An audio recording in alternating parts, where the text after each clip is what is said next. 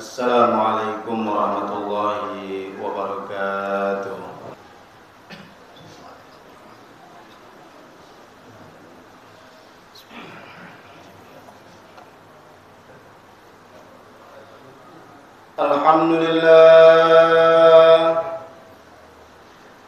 Alhamdulillahil qawi sultanuh الواضح برهان والمبسوط بالوجود كرمه وإحسانه أشهد أن لا إله إلا الله وحده لا شريك له وأشهد أن سيدنا محمدا عبده ورسوله لا نبي بعده اللهم صل وسلم وكرم وعظم على سيدنا وحبيبنا وشفيعنا وقرة أعيننا ومولانا محمد صلى الله عليه وسلم وعلى آله وصحبه أجمعين أما بعد فيا عباد الله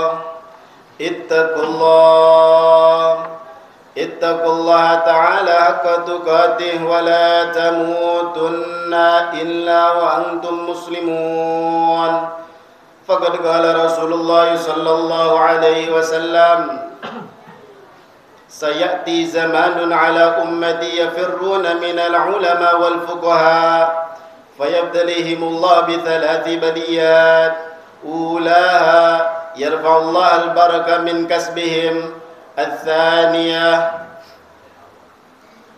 يسلط الله تعالى سلطانا ظالما والثالثة يخرجهم من الدنيا بغير إيمان صدق الله العظيم وصدق رسوله النبي الحبيب الكريم ونحن على ذلك من الشاهدين والحمد لله رب العالمين. Alhamdulillah, segala puji bagi Allah Subhanahu wa Ta'ala yang pada siang hari yang berbahagia ini memberikan kepada kita begitu banyak daripada nikmat-nikmat yang tidak bisa kita hitung secara global maupun secara terperinci. Mulai dari nikmatul iman, nikmatul Islam, nikmat sihah wal afiyah, nikmat taufik hidayah hinayah. Nikmat Allah Subhanahu wa Ta'ala ringankan langkah kaki kita. Allah gerakkan hati kita untuk kita bisa sama-sama hadir di rumahnya Allah Subhanahu wa Ta'ala dalam rangka menjalankan kewajiban kita selaku hamba Allah Subhanahu wa Ta'ala, yakni salat Jumat secara berjamaah. Mudah-mudahan apa-apa yang kita kerjakan pada siang hari yang berbahagia ini diterima oleh Allah Subhanahu wa Ta'ala. Amin ya rabbal alamin. Salawat dan salam tak lupa kita curah limpahkan kepada junjungan besar Nabi Muhammad sallallahu alaihi wasallam, yang mudah-mudahan dengan cara memperbanyak salawat kepada baginda besar Nabi Muhammad sallallahu alaihi wasallam dan mengikuti sunnah-sunnah baginda besar Nabi Muhammad sallallahu alaihi wasallam, Rasulullah berkenan memberikan syafaatnya kelak di yaumil qiyamah kepada kita semua. Amin ya rabbal alamin. Ma'asyiral hadirin sidang Jumat rahimakumullah, selaku khatib pasti berwasiat di setiap khutbahnya, khusus wasiatnya untuk khatib pribadi dan umumnya untuk para hadirin sekalian. Marilah sama-sama kita meningkatkan keimanan dan ketakwaan kita kepada Allah Subhanahu wa Ta'ala dengan cara menjalankan perintah-perintah Allah Subhanahu wa Ta'ala yang wajib-wajib terlebih dahulu. Salat 5 waktu jangan pernah ditinggal, ma'asyiral hadirin rahimakumullah. Puasa Ramadan jangan sampai ada yang bolong. Apabila di Ramadan kemarin ada puasa-puasa yang kita sengaja ataupun tidak kita sengaja kita tidak berpuasa pada bulan Ramadan, segeralah untuk mengqadha puasa Ramadan tersebut. Zakat fitrah, zakat mal ditunaikan. Apabila kita mempunyai kemampuan untuk melaksanakan ibadah haji, segeralah melaksanakan ibadah haji. Ditambah dengan ibadah-ibadah yang Allah wajibkan kepada kita yang lainnya, barulah kita tambah dengan ibadah-ibadah yang sunnah. Karena Allah Subhanahu wa Ta'ala berfirman di dalam hadis qudsinya, la yazalul 'abdi yataqarrabu ilayya bin nawafil hatta uhibbah, fa idza ahbabtu kuntu sam'ahu alladhi yasma'u bih, wa basarahu alladhi yubsiru bih, wa yadahu allati yubtishu biha, wa rijlahu allati yamshi biha, wa in salani la'ataitu wa la in ista'adhani la'u'idanna.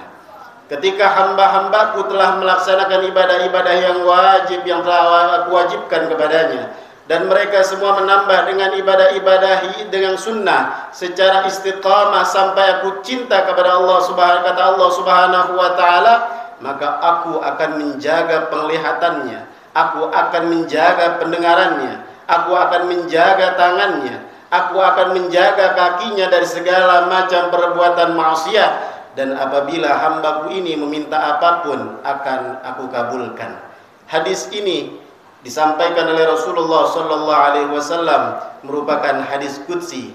Kalau kita mau mengamalkan hadis ini, tentunya kita sudah melaksanakan ibadah yang wajib secara istiqamah. Mudah-mudahan kita termasuk hamba-hambanya Allah Subhanahu wa taala yang diberikan taufik oleh Allah Subhanahu wa taala, yang bisa melaksanakan ibadah-ibadah yang Allah wajibkan dan ditambah dengan ibadah-ibadah yang sunnah, dan yang terpenting kita mampu meninggalkan segala apa yang Allah larang kepada kita. Amin ya rabbal alamin.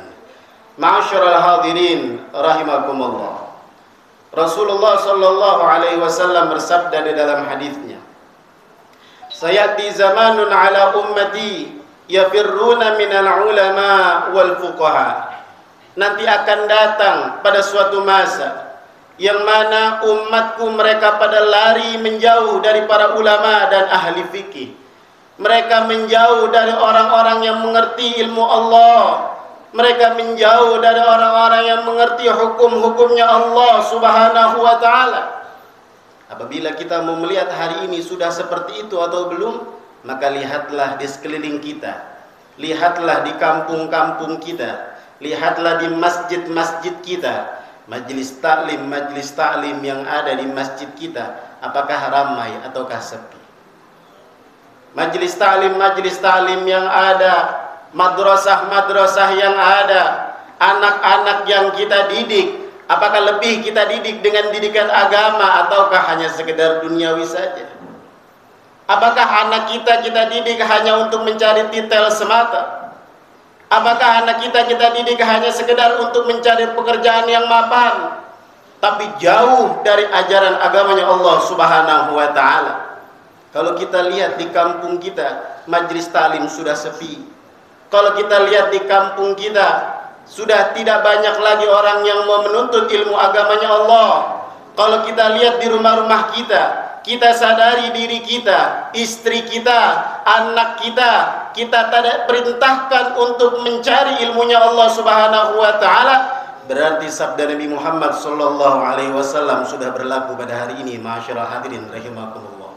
Sayati zamanun ala ummati yafirruna minal ulama wal fuqaha.